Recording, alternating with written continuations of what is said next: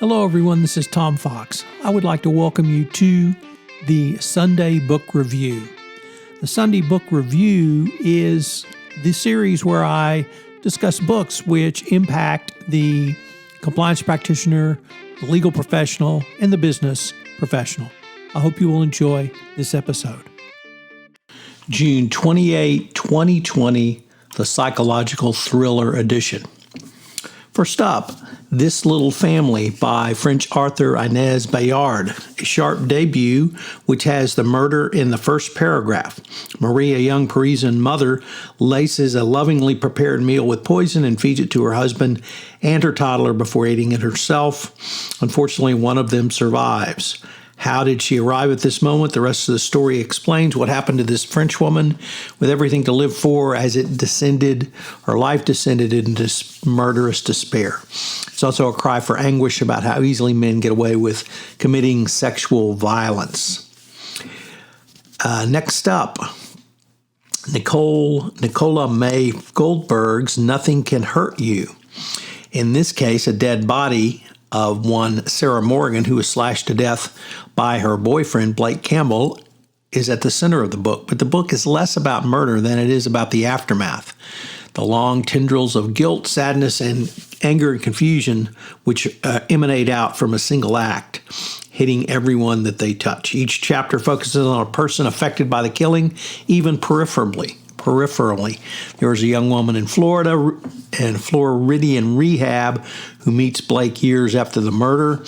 There was a prosecutor in the case and the sister who never recovered from being raped.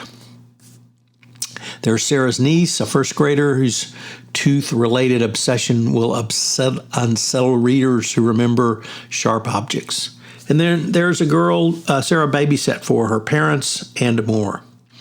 Next up, Jasper DeWitt's The Patient. Imagine a mental patient so malevolent, so evil that anyone comes into contact with him. Nurses, psychiatrists, orderlies, or even other patients are driven insane. Some of them commit suicide. Sounds like Hannibal Lecter on steroids. Yet this is the premise of the book, set in a forbidding state psychiatric institution in Connecticut. In the atmosphere comes Parker, a full-of-himself young doctor who wants to make his mark. What a fun challenge, he thinks, an untreatable patient who is evil incarnate. Clearly, he is the person to crack the case and the correct response to his delusionary view. It's not until Parker meets the patient in question named Joe that the reader begins to get an inkling of what he's up against. Who's insane? Parker, Joe, the other doctors? What are we to make of the noises emanating from Joe's room? It didn't sound human. So this one sounds deliciously juicy. And finally, Debra Jo Immergut's You Again, which is eerily relevant and perfect for the time of deep uncertainty and rapid shifting news. It's 2015 in New York City, and a 46-year-old Abby Willard, who works for a pharmaceutical company, looks out her window and sees herself walking down the street at age 22. Her inclination is to write this off as a momentary illusion, but it becomes harder to sustain when she keeps running to the same girl.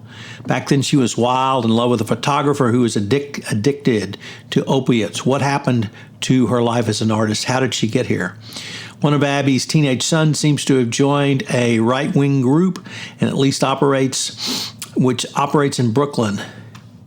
So there are some things that she wants to tell her younger self. It's a fascinating book on time travel, shifting, and differing perspectives of the road not taken or the road taken.